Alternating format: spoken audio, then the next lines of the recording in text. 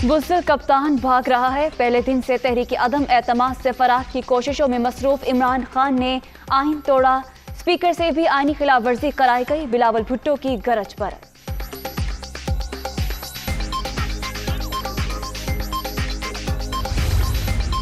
हुकूमत आइन पर यकीन नहीं रखती। तहरीक अदम एतमाद के रास्ते में तमाम रुकावटों का मुकाबला करेंगे। तब्दीली सरकार के दिन गिने जा चुके। इमरान खान को मुंतखब करने वाले ही इन्हें निकालेंगे। लीगी रहनुमाओं की प्रेस कॉन्फ्रेंस।